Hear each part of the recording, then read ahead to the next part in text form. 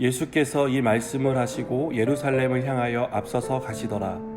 감람원이라 불리는 산 쪽에 있는 벳바게와 베다니에 가까이 가셨을 때에 제자 중 둘을 보내시며 이르시되 너희는 맞은편 마을로 가라.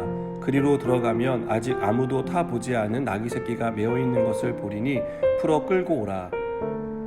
만일 누가 너희에게 어찌하여 푸느냐 묻거든 말하기를 주가 쓰시겠다라 하시매 보내심을 받은 자들이 가서 그 말씀하신 대로 만난지라. 나귀 새끼를 풀 때에 그 임자들이 이르되 어찌하여 나귀 새끼를 푸느냐 대답하되 주께서 쓰시겠다 하고 그것을 예수께로 끌고 와서 자기들의 겉옷을 나귀 새끼 위에 걸쳐놓고 예수를 태우니 가실 때 그들이 자기의 겉옷을 길에 펴더라. 이미 감람산 내리막길에 가까이 오심에 제자의 온 무리가 자기들이 본 바 모든 능한 일로 인하여 기뻐하며 큰 소리로 하나님을 찬양하여 이르되 찬송하리로다. 주의 이름으로 오시는 왕이여 하늘에는 평화요 가장 높은 곳에는 영광이로다 하니 무리 중 어떤 바리새인들이 말하되 선생이여 당신의 제자들을 책망하소서 하거늘 대답하여 이르시되 내가 너희에게 말하노니 만일 이 사람들이 침묵하면 돌들이 소리 지르리라 하시니라. 아멘. 자녀를 둔 부모라면 자녀들에게 기대하는 것이 있습니다. 그 중에 하나는 자녀들이 부모의 말을 잘 따라주는 것이라 생각합니다.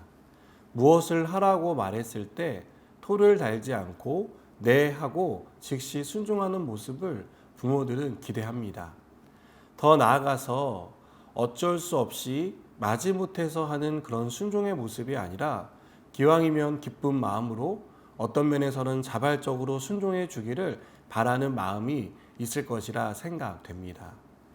하나님과의 관계에 있어서도 순종은 아주 중요한 위치를 차지합니다. 하나님은 우리가 말씀에 순종하며 살기를 원하십니다. 그리고 그 순종은 기쁘고 자발적인 순종이 되기를 바라십니다. 억지로 하거나 인색한 마음으로 어쩔 수 없이 하는 그런 순종이 아니라 순수한 마음과 하나님을 향한 열심으로 나를 써주시는 하나님에 대한 감사한 마음으로 순종하기를 바라십니다. 오늘 본문에서 예수님은 그런 모습을 보여줍니다. 예수님은 제자들과 함께 예루살렘에 가고 계셨습니다. 28절은 예수님이 예루살렘을 향하여 앞서서 가시더라라고 말씀합니다. 예수님이 예루살렘으로 가시는데 앞장섰다는 것을 말씀합니다. 예수님이 예루살렘에 가는 목적이 무엇입니까? 이스라엘의 왕으로 등극하기 위해서 가는 게 아니었죠. 대중의 환영을 받고 높임을 받기 위해서 그 자리에 가는 것이 아니었습니다. 예수님은 십자가에 못 박혀서 죽으시기 위해서 예루살렘으로 가고 있었습니다.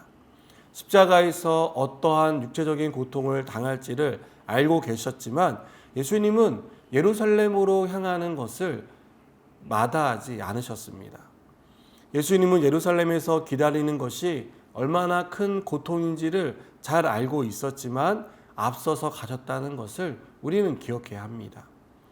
예수님이 예루살렘에 들어가기 전에 예수님은 제자들에게 나귀 새끼를 데리고 오라고 말씀하십니다. 그 나귀 새끼는 예수님의 것이 아닙니다. 또 누군가가 예수님을 쓰실 줄 알고 미리 준비한 것도 아닙니다. 흥미로운 점은 예수님이 그 나귀 새끼가 어디에 있는지를 구체적으로 말씀해 주셨고 또 그 나귀 새끼를 데리고 올 때 그 주인이 어떻게 말을 할 때 그 말에 대해서 어떻게 대답할지를 미리 알려주셨다는 점입니다. 제자들은 정말 예수님이 말씀하신 장소에 묶여있던 나귀 새끼를 데리고 옵니다. 그리고 예수님이 말씀하신 대로 나귀 새끼의 주인이 그들에게 왜 자기의 나귀를 데려갔냐고 묻습니다. 그때 제자들은 준비된 대답을 하죠. 주님이 쓰시겠다는 그 말에 나귀 새끼의 주인은 아무 말도 하지 않고 그 나귀를 내어줍니다. 이렇게 예수님이 나귀 새끼를 타고 예루살렘에 입성할 때 사람들은 너나 할 것 없이 겉옷을 벗어 길 위에 깔고 종려나무 가지를 흔들며 찬송하리로다. 주의 이름으로 오시는 왕이여 하늘에는 평화요 가장 높은 곳에는 영광이로다 라고 열렬히 환영했습니다. 여러분, 우리는 오늘 본문에서 세 장면을 대략 살펴보았습니다. 그리고 이 세 장면에서 겹치는 한 가지 키워드가 보입니다. 그것은 순종이라는 것입니다. 예수님은 예루살렘에서 일어날 일을 알면서 앞장서서 가셨습니다. 자발적으로 순종하는 사람이 아니었다면 할 수 없는 행동입니다.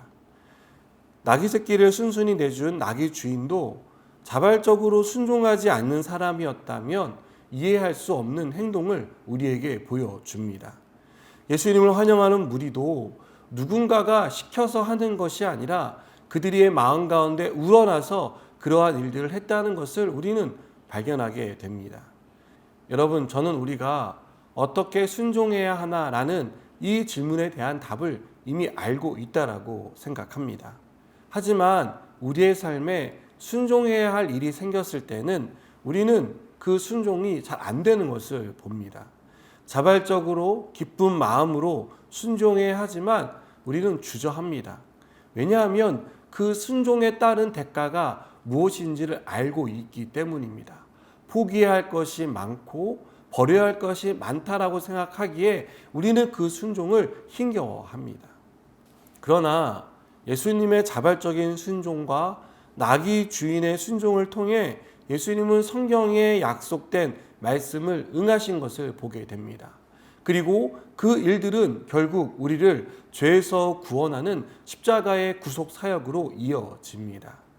여러분, 예수님의 순종이, 그리고 나귀 주인의 순종이, 그리고 열렬한 무리들의 그 모든 행위들이 하나님의 일을 이루는 일에 귀하게 쓰임받았다는 것을 우리가 꼭 기억했으면 좋겠습니다. 그리고 우리의 자발적인 순종도 하나님의 일을 이루는 귀한 재료가 된다는 것을 믿으시기 바랍니다. 오늘 하나님께서 우리에게 순종을 요구하실 때 주저하거나 머뭇거리지 말고 그 말씀에 기꺼이 기쁜 마음으로, 그리고 기왕이면 자발적으로 순종하며 나아가는 저 여러분이 되기를 축복합니다. 기도하시겠습니다. 하나님, 우리의 삶에 온전한 순종이 이루어지기를 원합니다. 자발적인 순종이 이루어져서 하나님의 큰 일을 이루어가는 일에 귀하게 쓰임받게 하여 주시옵소서. 예수님의 이름으로 기도드립니다. 아멘.